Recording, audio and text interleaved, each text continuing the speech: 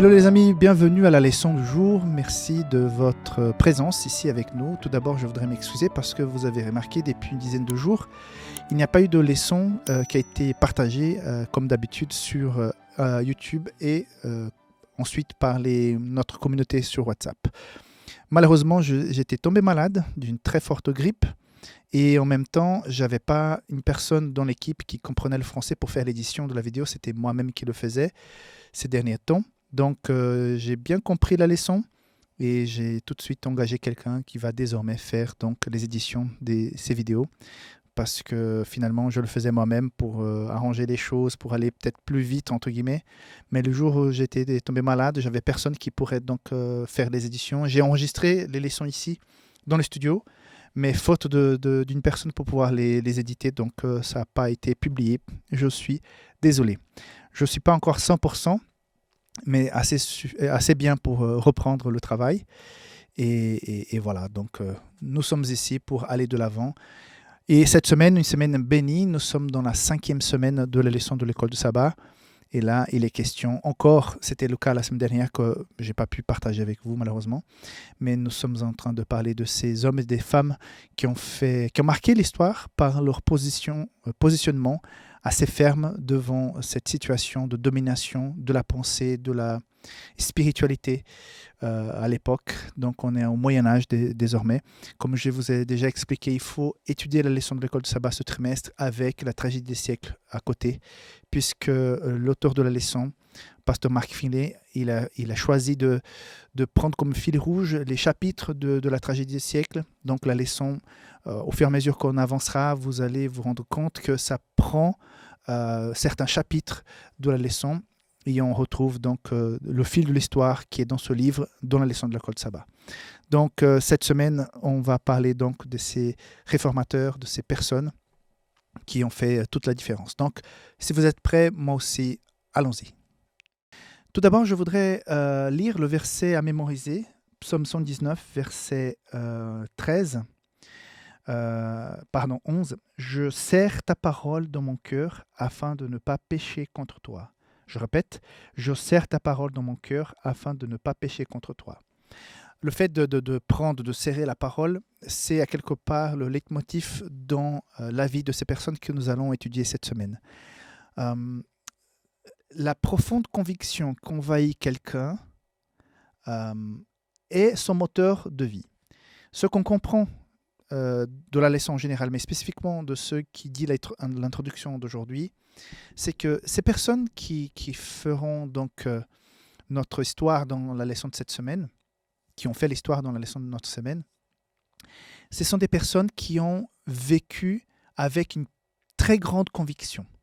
Je ne parle pas pour l'instant d'une conviction religieuse, mais le fait qu'une personne puisse avoir une conviction claire, des objectifs clairs, un projet bien défini dans sa vie, ça peut l'aider véritablement à atteindre ses objectifs.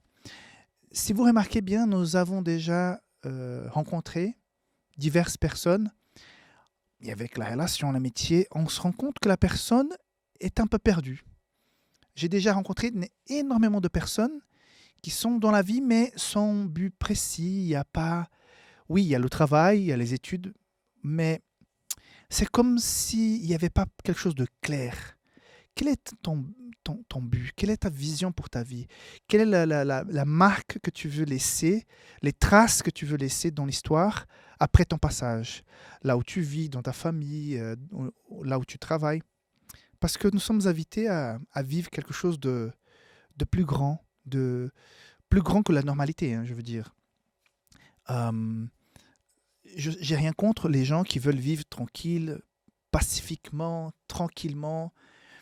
Mais je pense que la vie a plus de sens, plus de goût, plus de couleurs quand on a quelque chose de bien précis. Quel est le but de ma vie? Les personnes que nous allons voir et étudier cette semaine, ces personnes qui ont donné leur vie pour l'Évangile, ils ont eu une rencontre avec la parole de Dieu, même s'ils connaissaient Dieu de nom, de loin. Quand ils ont eu cette rencontre personnelle, profonde et réelle avec ce Sauveur, ce Créateur, cela leur a donné un sens bien précis, bien clair dans leur vie. Et à partir de ce moment-là, ils étaient prêts à payer des prix très haut pour leurs convictions. Donc, si nous avons la société que nous avons aujourd'hui, si vous avez la liberté d'adoration, de croyance que tu as aujourd'hui, c'est parce qu'il y a eu par le passé des gens qui ont vécu selon leurs croyances et ils ne se sont pas économisés, ils sont allés jusqu'au bout. Donc, tout d'abord, ce que je comprends de cette leçon, cette introduction du sabbat, vivre avec un très clair objectif, but dans la vie, ça change la donne. Si c'est en plus une conviction spirituelle, voilà, je comprends le projet de Dieu pour ma vie. Mon cher, ma chère, cela change complètement la donne. Ton engagement au niveau de l'Église, ton engagement au niveau de la société qui t'entoure, tes amis, ton engagement au niveau du travail, tout ce que tu feras sera en harmonie avec ces valeurs, ces principes que tu as établis bien clairement dans ta tête. Donc, si je parle aujourd'hui à quelqu'un qui... Les choses ne sont pas claires, tout est un peu flou. J'ai déjà rencontré des gens qui sont là, dans la quarantaine, dans la cinquantaine, qui ont une façon de vivre comme s'ils avaient 20 ans. Comme s'ils avaient encore, je sais, 18, 20, 22 ans, où on est en train encore de se chercher. Et ça, c'est bien dommage, parce qu'une vie a un prix tellement élevé, et quand on vit sans conviction, sans objectif, même si tu es chrétien, même si tu as la foi, même si tu pries, et je pense qu'il y a plus que ça. Ça, c'est la base. Mais après, quelle est l'empreinte que nous laissons derrière nous? Qu'est-ce que les gens peuvent dire? Voilà, je comprends et j'ai compris qui était cette personne et ce qu'elle voulait de sa vie. Et regarde l'impact qu'elle a eu sur ces autres personnes qui étaient à côté d'elle. Je pense que ces gens, ces réformateurs, ont eu une vision très claire de leur vie et de l'appel que Dieu les a fait. Donc voilà, le message que je voudrais te laisser aujourd'hui, c'est ça. Quel est l'objectif clair dans ta vie? Peu importe ton âge. Quel est ce que te motive quand tu te lèves le matin? Question intéressante, non? On se voit demain pour la leçon de dimanche. Bye bye.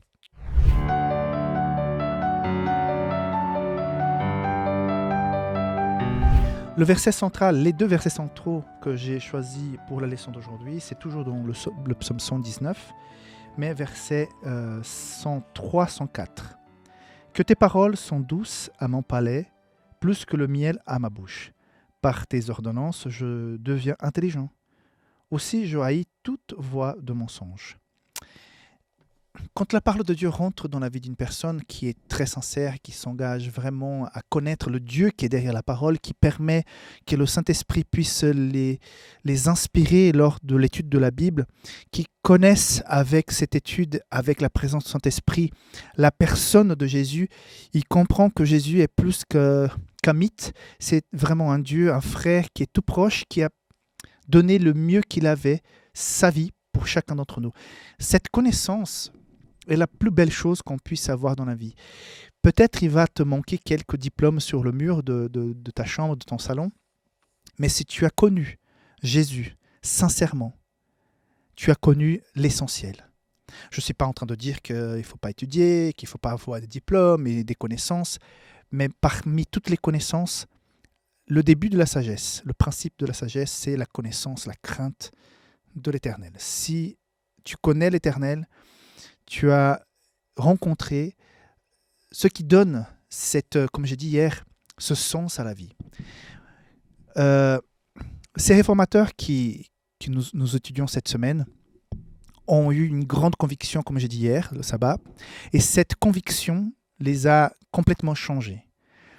Mais ce n'est pas une philosophie, ce n'est pas une tradition. Je vois par exemple, je suis actuellement en Espagne, je vois qu'il y a énormément de traditions ici, tout près de chez moi. Tous les ans, il y a le lâcher du taureau et je vois ces Espagnols qui sont hyper contents d'aller risquer leur vie avec les taureaux et ce sont des voisins, des connaissances. Moi, n'étant pas de cette culture, j'ai dit mais waouh, c'est un peu bizarre, mais pour eux, c'est leur vie, c'est leur tradition.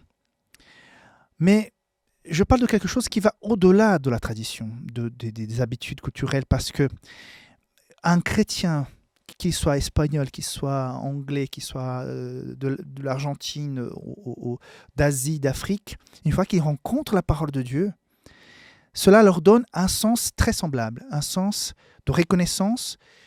Ils comprennent qu'ils sont importants, qu'ils ont de la valeur parce que Jésus est mort pour eux. Ils comprennent aussi qu'ils ont une mission, qu'il y a quelque chose qui les anime, qui les attire à servir, à faire du bien, mais avec un objectif derrière. Ce n'est pas pour se faire voir, ni pour essayer de prendre quelque chose en retour. C'est tout simplement parce qu'ils ont compris que l'essence du chrétien, c'est l'amour. Et des hommes comme Wycliffe, qui est mentionné aujourd'hui dans la leçon, qui a connu le Christ, une fois qu'il l'a connu, John a commencé à être passionné par la parole de Dieu, et c'est lui qui va offrir la traduction de la Bible en anglais. Et il en a payé très cher parce qu'il a été considéré comme un hérège, parce que, regardez, écoutez-moi, il traduisait la Bible. Pour nous, aujourd'hui, c'est de la folie, mais à l'époque, imaginez-vous, il prend la Bible, il la traduit pour que toute personne qui comprenne l'anglais à cette époque puisse la lire et la comprendre. Mais ça, c'était le comble pour ces gens qui dominaient à cette époque, parce que les gens, finalement, pourraient voir que tout ce qu'ils écoutaient, pratiquement tous, c'était de la manipulation. Parce que les gens n'avaient pas accès à la parole de Dieu.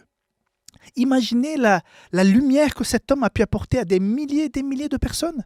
Une seule personne a fait un travail, avec la bénédiction de Dieu bien sûr, qui a amené la conversion des milliers et des milliards de personnes peut-être, par sa traduction de la Bible. Il s'est acharné pendant des heures, des jours, des mois à traduire la Bible. C'était une bénédiction. Et il le faisait tout en sachant qu'il c'était très dangereux. Et finalement, il y a un jugement, il va mourir. Mais quand la leçon même le dit, quand il fait cette déclaration, vous pouvez me détruire, mais vous ne pouvez pas arrêter celui qui est derrière tout ça, c'est le Saint-Esprit, c'est Dieu. Donc, en étant chrétien, je te pose la question aujourd'hui, je me la pose aussi, et je suis convaincu que Dieu a une mission pour moi, que là où je suis amené à, peut-être ce ne sera pas des milliers de vies, ni de millions, mais je suis prêt et je fais le nécessaire pour pouvoir impacter de façon positive avec le témoignage de ma foi vis-à-vis de mes voisins, mes amis, mes connaissances, ma famille. Ça peut révéler à chacun d'entre nous notre niveau, on va dire, de consécration, d'engagement. Je ne suis pas en train de faire de jugement de qui que ce soit, mais c'est pour toi-même, pour moi-même. Est-ce que je suis passionné par le partage de la parole? Est-ce que je profite, même si je suis timide, est-ce que je profite de chaque occasion pour dire, voilà, il y a ça comme option dans la vie, il y a ça qui donne un sens, parce que ça a changé ma vie, je te le propose. Après, la personne fait ce qu'elle veut. Mais je crois que la leçon cette semaine, ce dimanche, avec ces témoignages, nous invite à ça, à faire la différence. Et toi, tu es prêt à le faire?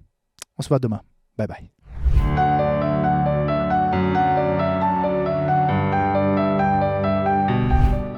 La leçon d'aujourd'hui, donc de ce lundi, j'ai pris comme verset principal 2 Corinthiens 13, 8. Car nous n'avons pas de puissance contre la vérité. Nous n'en avons que pour la vérité. Imagine que tu vas faire affaire avec quelqu'un que tu n'as pas confiance. Tu rentres avec l'argent, mais tu connais déjà cette personne pour d'autres situations. Tu as déjà peut-être entendu par d'autres personnes. Elle n'est pas digne de confiance. Mais malgré tout, tu fais affaire avec. Tu ne dors pas tranquille. Tu ne sais pas si elle va bien faire, si elle va livrer, si elle va faire ça dans les temps. Et finalement, si elle va effectivement faire le travail. J'ai déjà engagé quelqu'un. Et moi, dans ma naïveté, mais vraiment, je ne sais pas où j'avais à la tête, j'ai payé en avance. J'attends jusqu'aujourd'hui. Je n'ai jamais vu ce que j'ai commandé. C'est dur. Quand tu as des relations, quand tu travailles, quand tu vis avec des gens qui ne tiennent pas parole, des gens en qui tu ne peux pas faire confiance, c'est extrêmement compliqué. C'est déstabilisant. Et qu'il est bon d'être à côté de quelqu'un en qui tu peux faire confiance. Sa parole, c'est oui ou non. Au moins, tu sais où elle se positionne, quel est son positionnement. C'est rassurant, même si parfois la personne n'est pas d'accord avec nous, mais c'est tellement rassurant de savoir où elle est et qu'on peut avoir confiance dans sa parole, dans ses engagements. Ça n'a pas de prix. Et j'imagine que pour Dieu, j'essaye parfois d'imaginer comment Dieu nous regarde, de voir des enfants qui tiennent la route, qui s'engagent, qui vivent selon leur profession de foi. Ça doit être un réel plaisir. Aujourd'hui, nous avons l'exemple d'un autre réformateur. Donc, avant, nous avons donc Wycliffe qui a fait la première traduction de la Bible, cet anglais à l'anglais. Et maintenant, on a donc William Tyndale qui va faire après cette deuxième traduction, mais à partir des originaux, donc des bien meilleures qualités. On voit aussi Paul avec tout son engagement. La fois où Paul est lapidé et les gens pensent qu'il est mort et qu'il se lève et qu'il rentre à nouveau dans la ville, et je dis, mais humainement parlant, il était fou, quoi. Mais parfois, on doit être fou de Dieu pour pouvoir continuer à croire, à s'engager, même quand il y a des injustices. C'est une très grande injustice humaine, ce qu'on a fait à Tyndale, ce qu'on a fait à John Wycliffe. Mais en même temps, la vie du chrétien, elle est remplie, elle est parsemée parfois d'injustices parce que l'amour, l'engagement qu'on donne au Seigneur, tout le sacrifice qu'on fait pour son Église, son œuvre, on ne peut jamais attendre de cette terre, de cette société, qu'elle puisse nous reconnaître et nous payer pour ce qu'on a fait de bien et de bon. Ça, ce n'est pas sur ce niveau terrestre qu'on va pouvoir obtenir. Et parfois, on se trompe quand on espère obtenir quelque chose. À partir du moment que tu te donnes, sachant que tu vas retrouver tout ce que tu as donné au-delà de la terre, dans la vie éternelle, ça change complètement ton chip, ta façon de réfléchir. Et je pense que c'est ça qui a animé ces personnes. Ils n'attendaient plus rien de ces personnes ici-bas. Ils n'attendaient plus rien de l'homme, de l'Église de l'époque. Ils ont tout simplement fait ce qu'ils devaient faire. Paul a tout simplement obéi ce que le Saint-Esprit lui disait. Quand on lui dit, mais viens à Philippe, passe de l'autre côté, viens en Europe. Et ces hommes ont fait ça. Ils ont fait des choses dangereuses, folles parfois, mais parce qu'ils étaient convaincus que le Saint-Esprit les envoyait, les dirigeait à quelque part, les invitait. Et ils n'attendaient pas qu'on puisse les reconnaître ici-bas. Parfois, j'ai déjà rencontré plusieurs personnes au niveau de l'Église blessées parce qu'ils ont servi tant d'années l'Église, ils ont fait tant de dons, ils se sont engagés. Ils attendaient à quelque part que sur la terre, parmi les êtres humains, on puisse reconnaître tout ça. Effectivement, il faut toujours reconnaître, et j'essaie toujours je demande à Dieu, rends-moi sensible pour que je puisse reconnaître tout ce que les gens font, surtout au niveau de l'Église en tant que pasteur. Beaucoup attendent de moi que je puisse reconnaître leur engagement. J'ai essayé de faire, peut-être j'ai manqué parfois, mais au fond, et surtout quand tu es pasteur, c'est vrai que parfois on a beaucoup de reconnaissance, mais les gens ne voient pas tout ce que les pasteurs doivent faire et toutes les heures de travail, d'engagement et parfois de privation qu'on passe parce qu'on est pasteur et tout ça. Mais il ne faut pas attendre que les frères et que l'Église et que les administrateurs, tu le fais pour Dieu, quoi. Et je sais que parfois c'est blessant de ne pas avoir une certaine reconnaissance. Et au fond, nous attendons tous un peu ça. Mais le message que je retire de la leçon d'aujourd'hui, de ces hommes, c'est qu'ils étaient tellement convaincus qu'ils travaillaient pour Dieu et que malgré cette injustice d'être attaqués, d'être mis à mort, comme c'était le cas de ces deux personnes, Paul et William, ici Tyndale, ils étaient au-delà de ces conjectures humaines, de ces réflexions humaines. Donc, est-ce que parfois, toi et moi, on n'est pas trop humains de ce côté-là? On n'attend pas trop d'avoir une reconnaissance, un cadeau à la fin de ce sacrifice qu'on fait ici-bas sur Terre, tandis que notre plus grand cadeau, notre plus grande récompense n'est pas de ce monde. Voilà, que Dieu te bénisse et je t'attends demain pour la leçon de mardi. Bye bye.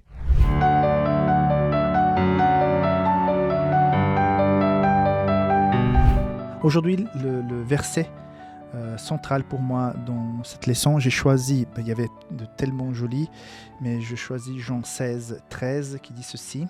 « Quand le Consolateur sera venu, l'Esprit de vérité, il vous conduira dans toute la vérité, car il ne parlera pas de lui-même, mais il dira tout ce qu'il aura entendu. Il vous annoncera les choses à venir. On voit dans la leçon d'aujourd'hui, leçon du mardi, l'impact que la Bible a eu dans la vie de Luther. J'ai oublié le nom de la ville, à cet endroit où c'était l'université, où il étudiait et où il a rencontré donc cette Bible dans cette bibliothèque. Et je peux vous dire qu'en étant là-bas, je disais, mais il y a 500 ans en arrière, plus ou moins, un homme qui lisait la Bible, qui a rencontré la parole de Dieu dans cette ville, a marqué les esprits de tout un continent et voire le monde. Qu'il est puissant, l'Esprit de Dieu, avec un cœur sincère, dans une croisée de chemin qui permet à cette personne, à son entourage, à sa région, à son pays, à l'histoire de changer de cap, d'avoir un tournant. C'est de la pure puissance. Alors, vous constatez avec ce verset, vous constatez aussi avec l'exemple qui est donné non seulement pour Martin Luther, mais aussi plus en bas de la leçon, il est question de John Knox, cet Écossais, qui va, même devant la reine, présenter sa vision de l'Évangile. Et cette reine qui dit, mais qui dit verrait ? Et là, John Knox va dire quelque chose de très important qui sert aussi pour chacun d'entre nous. La Bible s'explique par elle-même. Il y a beaucoup de croyances et beaucoup de personnes qui suivent des influenceurs. Aujourd'hui, ce mot est beaucoup plus courant. Mais depuis longtemps, même avant qu'on puisse avoir des portables, il y avait déjà des influenceurs, des gens qui sont capables de suivre quelqu'un, pas parce qu'elles ont bien étudié ses déclarations, ses idées, mais tout simplement parce qu'elles le trouvent sympa et c'est intéressant ce qu'il dit. Et à partir de ce moment-là, ou bien c'est une tradition, tout le monde fait pareil. Et là, la leçon nous invite à vivre selon une vérité qui est tout autre. Une vérité qui est profonde, qui nous amène à réfléchir, mais qui va, au travers du Saint-Esprit, nous toucher aussi au niveau du cœur. Martin Luther, j'essaie d'imaginer le moment où il a commencé à lire les évangiles. Quand il a lu l'épître de Paul aux Romains, quand il comprend le salut par la grâce. Ce même Luther qu'on peut lire dans le Tragédie des siècles, qui est en train de marcher genoux ensanglantés pour demander pardon, pour sentir la paix. Et tout à coup, il découvre que ces traditions, que toutes ces cérémonies ne valent rien. Je pense que c'était un moment fort de libération, de changement de cap dans son existence. Mais il ne s'est pas arrêté là. Il a voulu non seulement le vivre, le sentir, il a ressenti un changement profond dans sa vie, mais il a voulu aussi que d'autres puissent connaître cette vérité. Et à partir de là, vous connaissez l'histoire, il y a tout un mouvement qui changera donc la vie des millions de personnes partout dans le monde et jusqu'à aujourd'hui.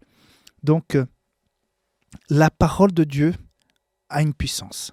Alors, peut-être tu vis quelque chose qui ne correspond pas avec les valeurs de la parole de Dieu. Tu as envie de te battre parce qu'il y a des addictions, des habitudes, de manque d'engagement, une passivité extrême dans ta vie. Tu es apathique, spirituellement parlant, et tu voudrais changer la donne. Tu voudrais que ça soit plus, qu'il y ait plus de goût, plus de couleur, ton engagement, ta vie chrétienne. Je peux te dire seulement une chose, la parole de Dieu donne ce feu, cette flamme, ainsi comme pour les disciples avec la Pentecôte, cette force qui vient d'en haut, et qui fait en sorte que la vie tout simple, tout bête, entre guillemets, qu'on amenait avant, soit complètement chamboulée parce qu'il y a quelque chose de plus profond, de plus puissant qui nous habite, le Saint-Esprit, au travers l'étude de la parole de Dieu. C'est ça qui animait Martin Luther, c'est ça qui a animé John Knox, c'est ça qui a animé ces gens qui ont marqué l'histoire. Ce n'est pas tout simplement avoir une certaine connaissance, mais c'est de vivre la puissance du Saint-Esprit, le baptême du feu. Je pense que ces gens, ils étaient remplis du Saint-Esprit, de ce feu qui les animait.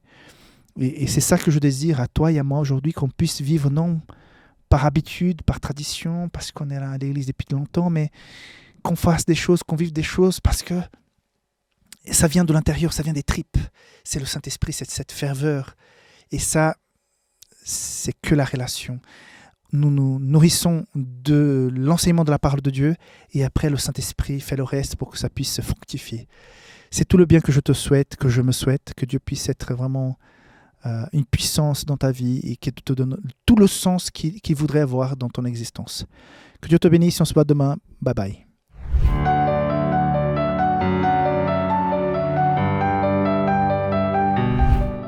Dans cette leçon d'aujourd'hui, le verset principal pour moi, donc c'est Romains chapitre 6, verset 23, très connu. Donc car le salaire du péché, c'est la mort. Le salaire du péché, c'est la mort. Mais le don gratuit de Dieu, c'est la vie éternelle en Jésus-Christ, notre Seigneur.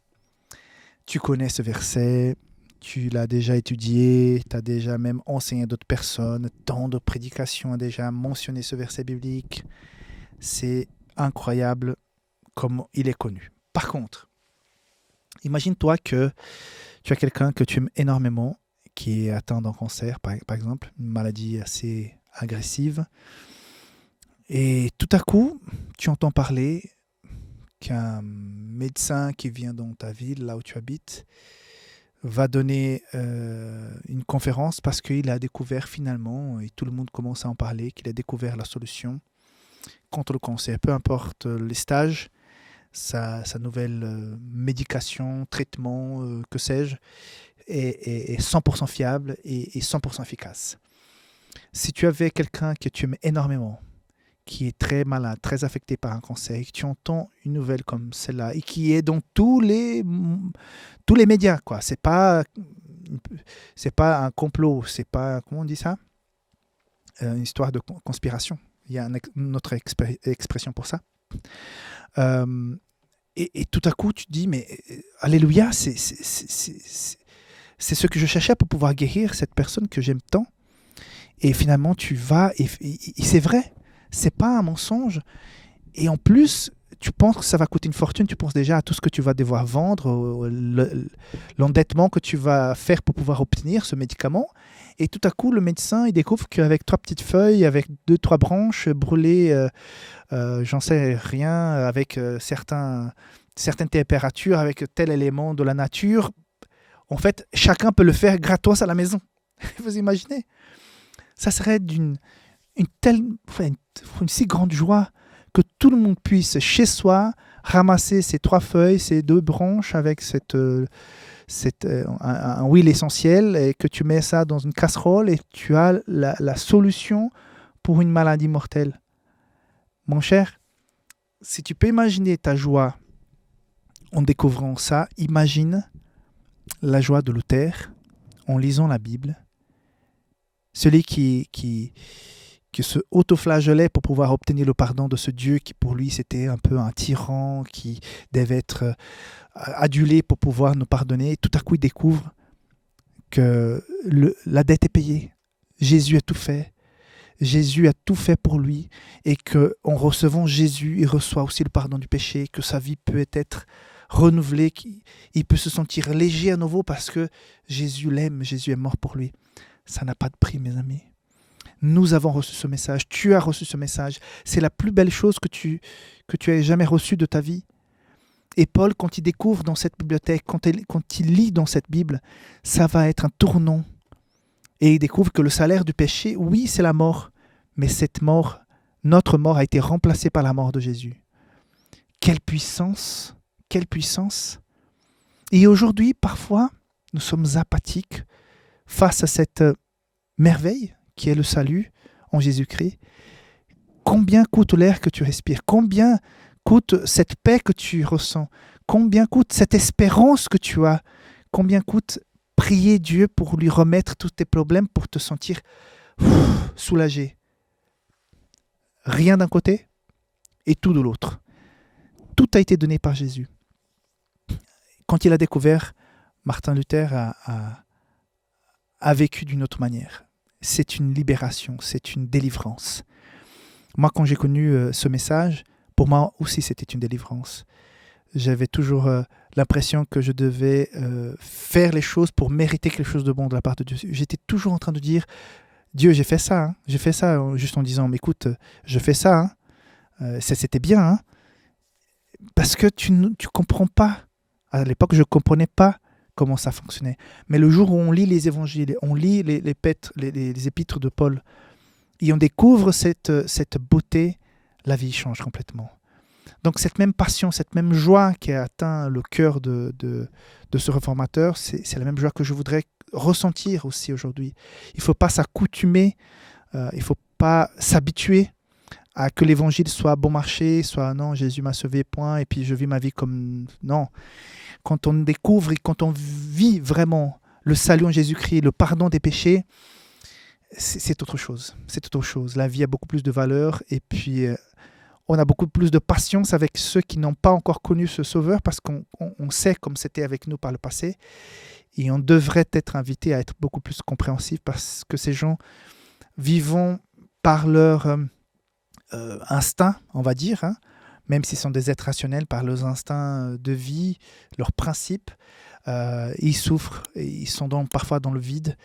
Et il faut parfois les comprendre, les accompagner jusqu'à qu'ils comprennent, qu'ils connaissent cette personne merveilleuse qu'est Jésus. Donc, le message pour nous aujourd'hui, au travers de cette leçon de l'école de sabbat, c'est que cette puissance transformatrice du Saint-Esprit au travers de sa parole, qui nous donne, qui nous explique le salut en Jésus-Christ, c'est la meilleure et la plus belle des choses qu'on n'a jamais reçues dans la vie. C'est le plus grand cadeau que Dieu nous a fait. Donc, louez ça le Seigneur, que tu puisses le remercier pour le salut en Jésus-Christ.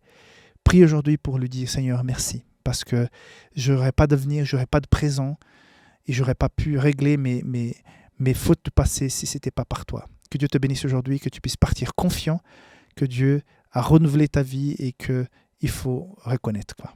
Que Dieu te bénisse, à demain, bye bye.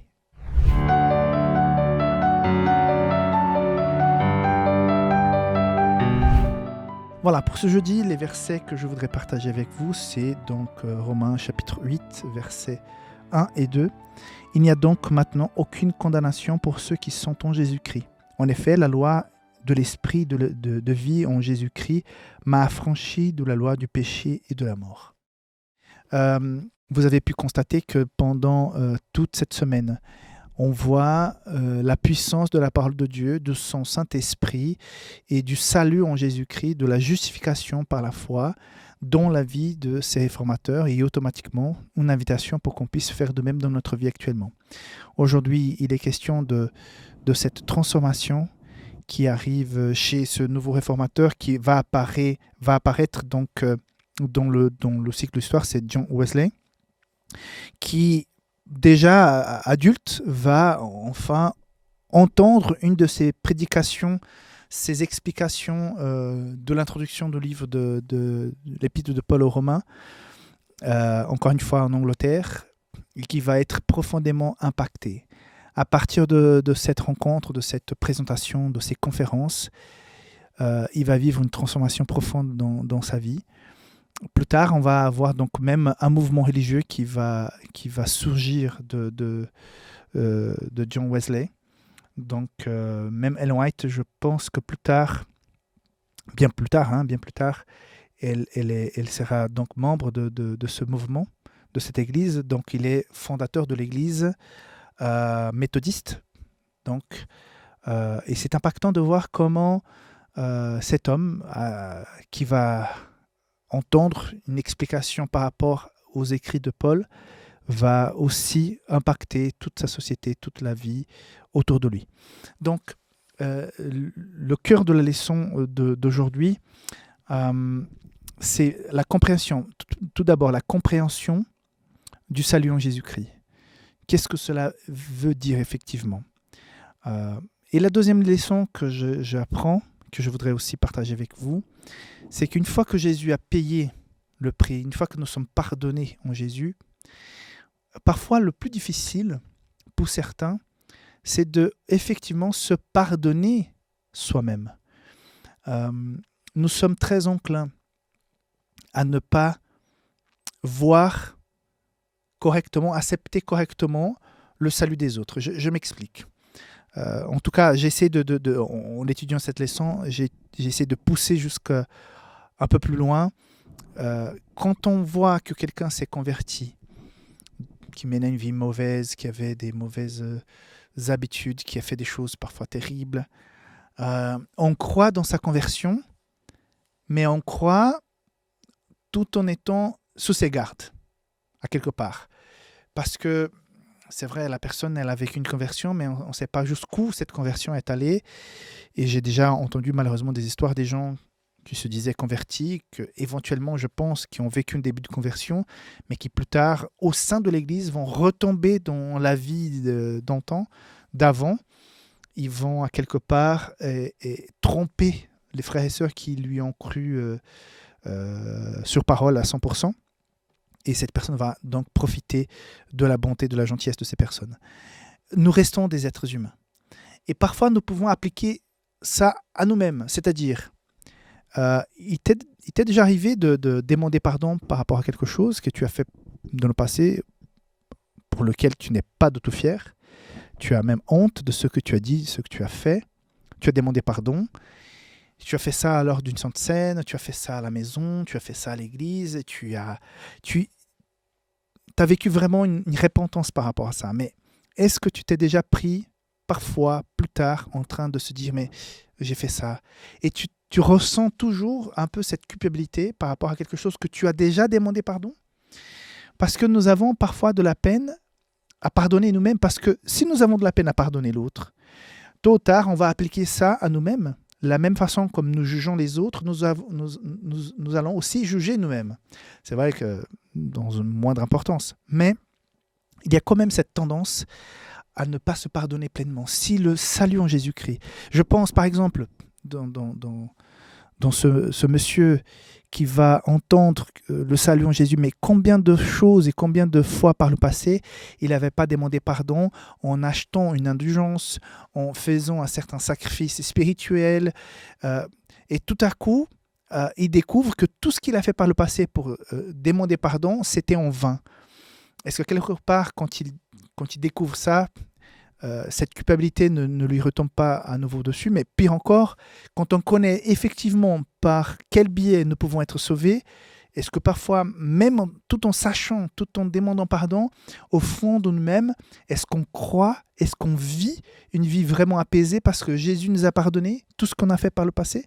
Donc, c'est la profondeur de la croyance et de la pratique du pardon que je voudrais donc te demander aujourd'hui de réfléchir.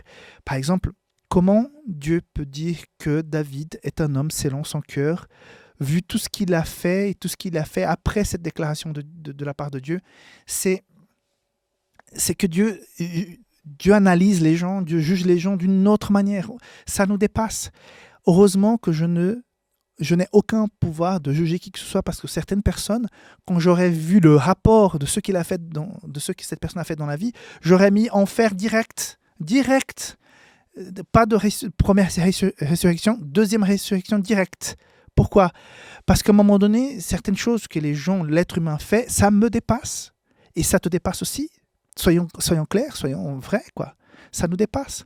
Mais Dieu, si cette personne s'est repentie effectivement pour de vrai, et Dieu qui arrive à voir vraiment le plus profond de son cœur, il va dire, tiens, c'est une demande de pardon sincère. Et malgré toute la cruauté, la méchanceté de ses actes, Jésus va les pardonner.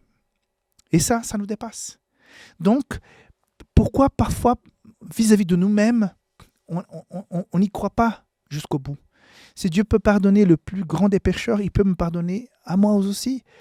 Donc si Dieu a dit que David c'était un homme selon son cœur, malgré l'assassin qu'il a été, le traître qu'il a été à quelque part, il s'est repenti. Et Dieu croit à la repentance. Et Dieu arrive à tourner effectivement la page de la vie de la personne. Il la voit claire, il la voit propre. C'est fini, c'est bon. Et nous, non, on garde toujours une petite tâche à quelque part, même vis-à-vis des autres, même vis-à-vis de nous-mêmes. Donc, quand j'ai lu ce changement dans la vie de John Wesley, dans tout ce qu'il a fait après, tout ce qu'il a été prêt à payer, et après, j'applique à chacun d'entre nous, est-ce que nous sommes prêts à vivre pleinement notre foi et puis les enseignements de la parole de Dieu pour dire, Seigneur, Merci, je t'appartiens, tu m'as pardonné, je suis une nouvelle personne. J'oublie le passé et j'avance, je vais vers l'avenir, je vais vers la vie éternelle et je suis confiant dans le salut. Souvent, on demande qui est certain de son salut. Peu de personnes lèvent la main parce qu'on est toujours dans ce doute. Mais là, je voudrais t'inviter à être dans la certitude du salut en Jésus-Christ, comme la parole de Dieu nous le promet. Que Dieu te bénisse, si on se voit demain. Bye bye.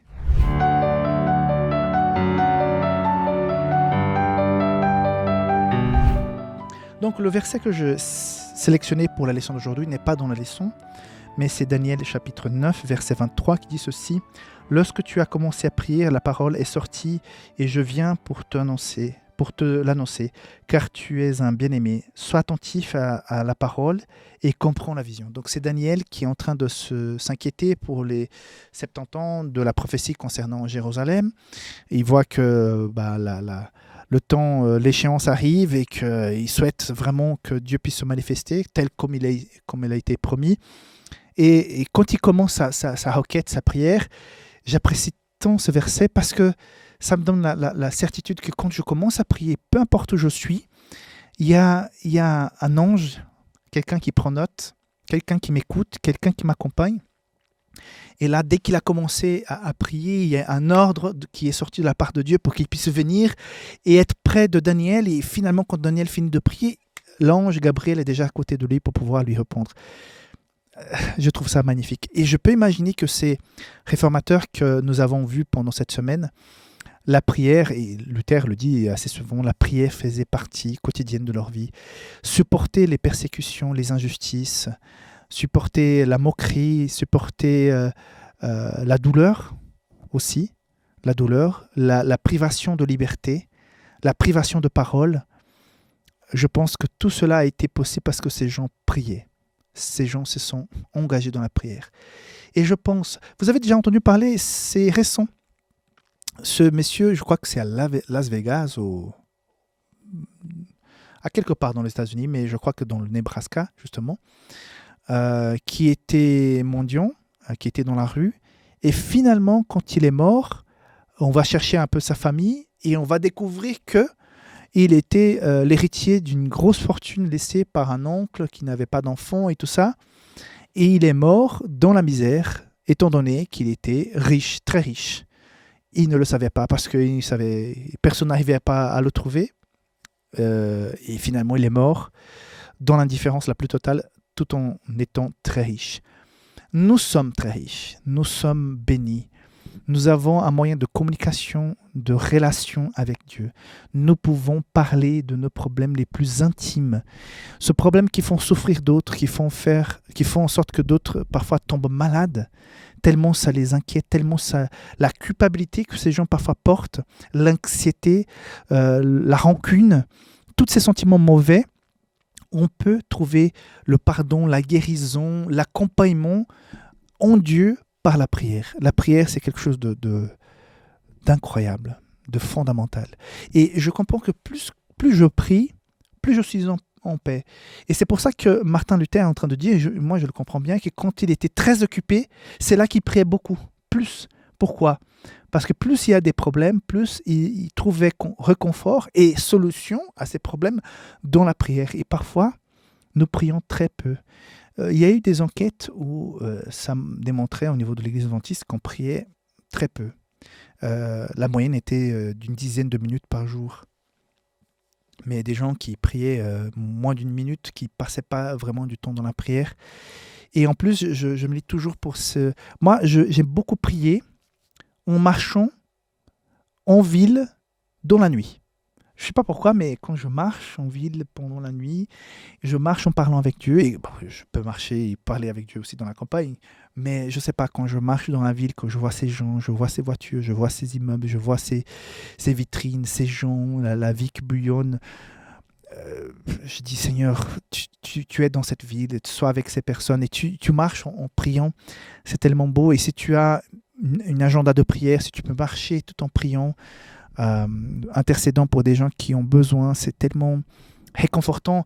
À la fin, tu as l'impression que tu as marché avec quelqu'un d'autre, que tu étais là, que cette personne était là physiquement, mais non, c'était la présence de Dieu, de Saint-Esprit. Donc, je te propose de faire en sorte que la pratique de la prière puisse se vivre aussi de façon interactive avec Dieu, en marchant à la maison. J'aime beaucoup quand je fais ma méditation personnelle d'écouter de la musique chrétienne pour me préparer. Là, dans mon cœur, je parle à Dieu. Donc, la prière est très importante. Et puis, tous ces réformateurs, pour supporter ce qu'ils ont supporté, c'est que la prière était bien présente. Pour pouvoir parler, la façon comme ces gens ont témoigné. Je parlais la semaine dernière, non, je n'ai pas parlé parce que vous n'avez pas eu l'enregistrement, mais j'ai enregistré, je n'ai pas pu publier, de Jérôme qui a pu défendre la vérité avec une conviction extrêmement grande parce qu'il a énormément prié. Et au moment où il parlait, le Saint-Esprit était avec lui pour qu'il puisse dire les paroles, les mots et les choses comme il faut pour atteindre les cœurs, atteindre les gens. Finalement, il a été condamné à mort, mais je suis sûr que plusieurs personnes ont été converties plus tard, ont été touchées par son discours, par sa parole, qui était imbibée de la présence du Saint-Esprit, et tout ça alimenté par la prière. Donc, je t'invite à faire en sorte que la prière puisse être quelque chose de très réel dans ta vie, parce que ça a une grande différence. Quand on prie pour quelqu'un, pour la santé, quand on prie pour une église, pour la famille, il y a un impact. Parfois, on ne le ressent pas tout de suite, mais il y a une puissance dans la prière. C'est ça que je te souhaite. Voilà, je te souhaite aussi un très bon sabbat, que tu puisses démarrer avec ta famille. Si jamais il y a des bisbis, des sujets difficiles, des choses pas réglées, pas dites, je t'invite à le faire jusqu'au coucher du soleil, que tu puisses rentrer dans le sabbat, cœur léger. Si tu dois demander pardon à quelqu'un, envoie un message, appelle, règle ces affaires parce que ça ne vaut pas la peine. Finalement, à la fin, quand on verra Jésus sur les nuées qui revient sur cette terre, toutes ces petites querelles n'ont pas de valeur, ne font pas le poids devant la joie et la gloire de voir le Seigneur Jésus. Donc, je t'invite à vivre une consécration réelle de ta vie. Et voilà, bon sabbat et on se retrouve, Dieu devant, la semaine prochaine pour encore une semaine d'études de la leçon de Code Sabbat. Allez, bye bye.